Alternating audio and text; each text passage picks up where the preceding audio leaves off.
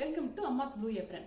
இன்னைக்கு வந்து நான் ஒரு முறுக்கு வெரைட்டி தான் காமிக்க போறேன். அதாவது கீர அரிசி வச்சு இட்லி அரிசி வச்சு அதை கிரைண்டர்ல அரைச்சி அதுல வந்து பொட்டுக்கடலை மாவு போட்டு செய்யற ஒரு முறுக்கு ரெசிபி தான். ரொம்ப ரொம்ப டேஸ்டா இருக்கும். காரம் போட்டும் செய்யறது ரொம்ப நல்லா இருக்கும். அந்த வீடியோக்குள்ள பாருங்க. இன்னைக்கு வந்து நான் புழுங்கரிசி மாவுல வந்து முறுக்கு செஞ்சு காமிக்க போறேன். அது வந்து என்னென்ன தேவைன்னு சொல்லிடுறேன். பாருங்க, இந்த அழகுல நான் வந்து புழுங்கரிசி இட்லி அரிசி இருக்கு பார்த்தீங்களா, அது வந்து இந்த அழகுல வந்து 2 எடுத்திருக்கேன். 2 வந்து இட்லி அரிசி எடுத்து ஒரு 2 மணி நேரம் ஊற வச்சுட்டு கிரைண்டர்ல வந்து நல்லா நைஸா ஆட்டி எடுத்துருக்கேன். முடிஞ்ச வரைக்கும் வந்து கொஞ்சம் திக்காவே எடுத்துக்கங்க, தண்ணியா இல்லாம முடிஞ்ச வரைக்கும் கொஞ்சம் திக்கா அரைச்சு நைஸா அரைச்சு எடுத்துக்கணும். அதுல வந்து பாதி வந்து அளவு பொட்டுக்கடலை மாவு, 2க்கு பாதி, அதாவது 4க்கு 1 கணக்குங்க. 4ன்னா 1, 2 எடுத்துக்கனால இந்த பாதி வந்து பொட்டுக்கடலை எடுத்து நல்லா மிக்சியில வந்து பவுடரா அரைச்சி அதனால சலிச்சுங்க. ஏன்னா கப்பி எல்லாம் இருந்ததுன்னா முறுக்கு பெய்யறப்ப வராது, அடைக்கும், கண்ணு அடைக்கும். அதனால நல்லா சலிச்சு எடுத்து அது வந்து போயிட்டு இருக்கிறேன். அப்புறம் கொஞ்சமா எள்ளு எடுத்துக்கிறேன், கருப்பு எள்ளு. நீங்க வெள்ளை எள்ளு கூட போட்டுக்கலாம், இல்ல ஜீரகம் வெண்ணெய் கூட போட்டுக்கலாம். அப்புறம் கொஞ்சமா வந்து ஒரு 25 கிராம்ஸ் வந்து இது பட்டர் எடுத்துருக்கிறேன். இது அப்புறம் வந்து காரத்துக்கு வந்து காரம் போட்டு செஞ்சா நல்லா இருக்கும், அதுக்காக தனி மிளகாத்தூள் எடுத்துக்கிறேன். அப்புறம் தேவையான உப்பு, பொரிக்கிறதுக்கு எண்ணெய், அவ்வளவுதான். இப்போ வந்து எல்லாத்தையும் இதுல போட்டு நல்லா மிக்ஸ் பண்ணிடணும். நீங்க பொட்டுக்கடலை மாவு போட்டுட்டேன். உங்களுக்கு காரம் எவ்வளவு தேவையோ அவ்வளவு மிளகாத்தூள் போட்டுக்கலாம். நான் வந்து ஒரு ஸ்பூன் போட்டிருக்கேன்.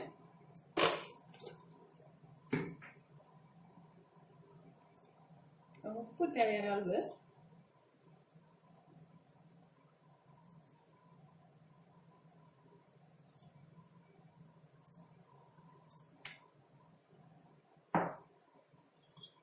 எள்ளு கொஞ்சம் போட்டுக்கலாம்.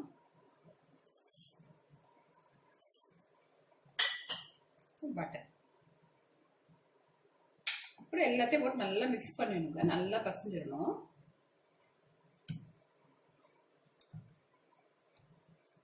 இது பொட்டுக்கடலை மாவு போட்டு பசஞ்ச உடனே அப்படியே நல்லா அப்சர்வ் பண்ணிக்கும், எல்லாத்தையும் அப்படியே திக்காயிடும்.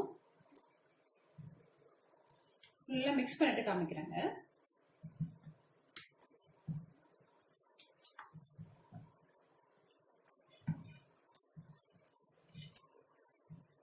மிக்ஸ் பண்ணிட்டு காமிக்கிறேன். பாருங்க, மாவு வந்து நல்லா பசஞ்சிட்டேன். இது மாதிரி நல்லா பாருங்க, இந்த கன்சிஸ்டன்சி இருக்கணும்.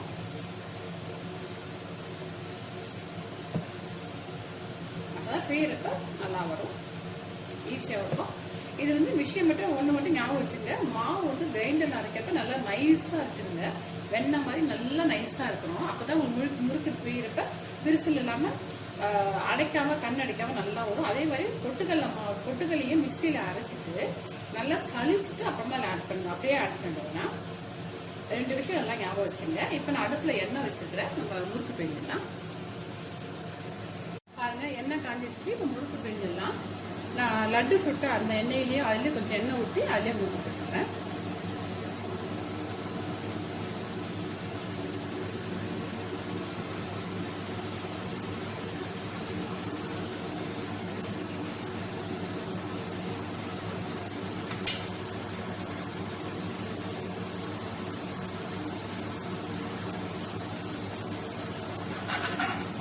கொஞ்சம் வெரி ஃபர்ஸ்ட் வந்து ஹாட்டா வச்சுக்கோங்க. கொஞ்சம் வேக ஆரம்பிச்சு கொஞ்சம் வெந்தோன்னு கொஞ்சம் மீடியம்ல வச்சுங்க, ரொம்ப ஸ்லோ பண்ணாதே, மீடியம்ல வச்சுங்க.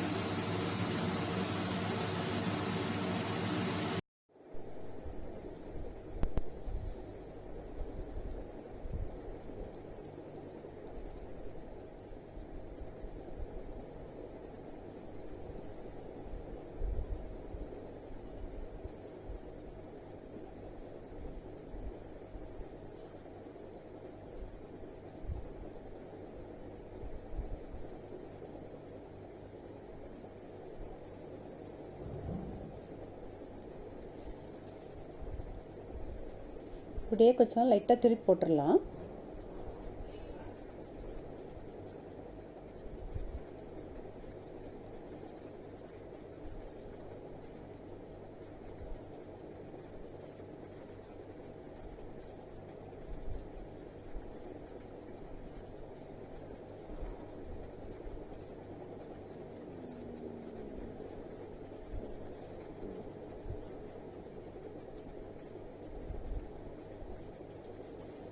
இது மாதிரி கொஞ்சம் சலசலப்பு பாருங்கள் அடங்கினோன்னு நம்ம வந்து எடுத்துடணும்.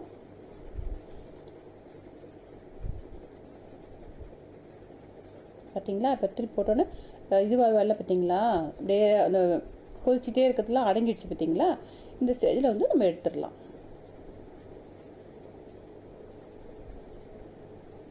இந்த மாவில் செஞ்ச முறுக்குலாம் அவ்வளோ கலரே ஆகாதுங்க. கொஞ்சம் நல்லாவே கொஞ்சம் ஒரு மாதிரி கோல்டன் பவுன் கலர்னு சொல்லுவாங்கள்ல, கோல்டு கலர் அந்த மாதிரி கலரில் தான் இருக்கும். செவந்தெல்லாம் போகாது.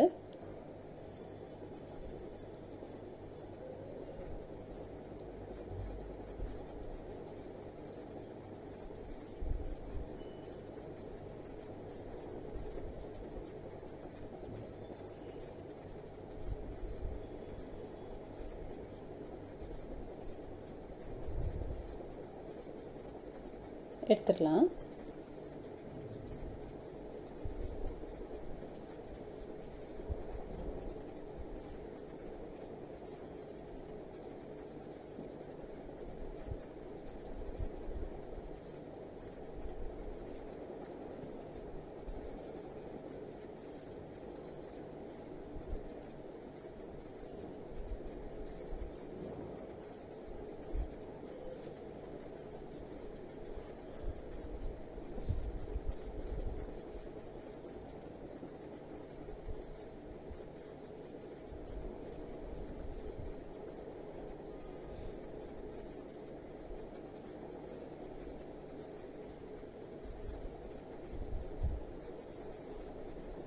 மறுபடியும் கொஞ்சம் பிழிஞ்சிடுறேங்க.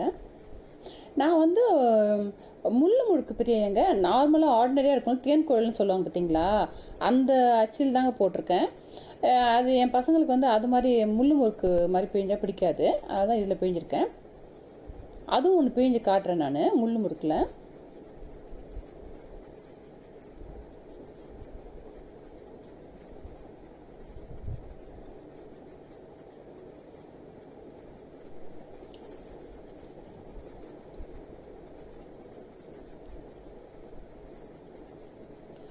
நிறைய எண்ணெய் வச்சு பெரிய இருப்பு சட்டியாக வச்சுருந்தோம்னா நிறையா பிழியலாங்க. நான் வந்து கொஞ்சம் பெருசாக வந்து கம்மியாக பிழிகிறேன், ஒரு 2 3 அப்படி தான் பிழிகிறேன்.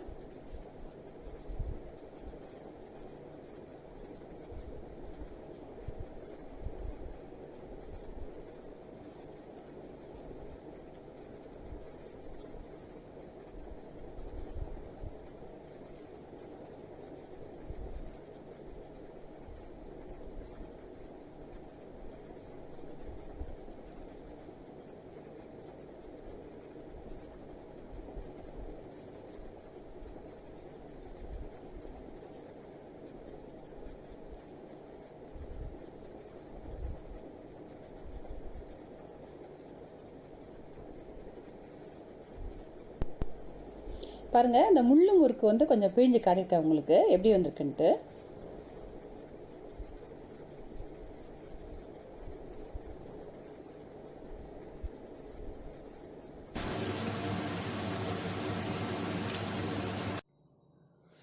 பாருங்க, முறுக்கு வந்து சூப்பராக ரெடி ஆயிடுச்சு. பார்க்கவே எவ்வளோ நல்லா இருக்கு பாருங்க. இது வந்து நைட்டு வந்து மணி 12:30 1 ஆயிடுச்சு பாருங்க. அதனால கொஞ்சம் என்னால் ஃபுல்லாக செஞ்சு காமிக்க முடியல. நான் டீட்டெயிலாக சொல்கிறேன். இந்த மாவுலேயும் நீங்கள் வந்து ஓம்படி அச்சில் வந்து பிழிஞ்சினா கூட சூப்பராக இருக்கும். நிறையா பார்த்துருப்பீங்க, ஓம்படி அச்சில் மெலிசாக இருக்கும் முறுக்கு மாதிரி. நீங்கள் ஓம்படி அச்சிலே இந்த மாவு போட்டு நீங்கள் பிழிஞ்சிங்கன்னா ரொம்ப நல்லா இருக்கும். அதே மாதிரி இதை வந்து நீங்கள் டைரெக்டாக எண்ணெயில் போடாமல் ஒரு துணியில வந்து பிழிஞ்சிட்டு அதுக்கப்புறம் ஒரு தோசைக்கரண்டில் எடுத்து எடுத்து போட்டீங்கன்னா கூட உடையாம நல்லா சூப்பரா வரும், ரொம்ப நல்லா இருக்கும். அதே மாதிரி முள்ளு முறுக்கு போட்டீங்கன்னா, எங்க பசங்களுக்கு முள்ளு முறுக்கு பிடிக்காதுன்னு நான் இதுல செஞ்சிருக்கிறேன். முள்ளு முறுக்கு இருக்கு, மகிழம்பூ முறுக்கு முள்ளு முறுக்குன்னு சொல்லுவாங்க. அந்த அச்சியை போட்டு இதே மாதிரி நீங்க துணியில பிழிஞ்சு பிழிஞ்சு வச்சுட்டு அதுக்கப்புறம் நீங்க தோசை கரண்டில் எடுத்து எடுத்து போட்டீங்கன்னா சூப்பரா வரும். எனக்கு வந்து டைம் இல்லை, மணி ஆயிடுச்சுன்னு சொல்லிட்டு அப்படியே நான் டைரக்டா பண்ணிட்டேன். நீங்க அது மாதிரியும் ட்ரை பண்ணலாம். இது இப்படியும் பண்ணலாம். ஷேப்பு தான் கொஞ்சம் அப்படி எப்படி வரும் வழி, மற்றபடி டேரெக்டாக எண்ணெயில் போயிட்டோம்னா ஷேப்பு தான் அப்படி வரும். மற்றபடி வந்து ரொம்ப நல்லா இருக்கும். ஏன்னா எனக்கு ரொம்ப டைம் இல்லை, நைட்டு பாருங்க 1 மணி ஆயிடுச்சு. அதனால தான் ஒரு துணி போட்டு துணியில் வந்து அழகாக நீங்கள் வந்து ஃபுல்லாக ரவுண்டாக பிழிஞ்சு வச்சுட்டு ஒவ்வொன்றா எடுத்து போட்டிங்கன்னா நல்லா வரும். ரொம்ப ரொம்ப டேஸ்ட்டாக இருக்கும். அதெல்லாம் வந்து கண்டிப்பாக ட்ரை பண்ணி பாருங்கள். ட்ரை பண்ணி பார்த்துட்டு எப்படி இருக்கு கமெண்ட்ஸை சொல்லுங்கள். லைக் பண்ணுங்கள், ஷேர் பண்ணுங்கள், மறக்காமல் சப்ஸ்கிரைப் பண்ணுங்கள். தேங்க்யூ.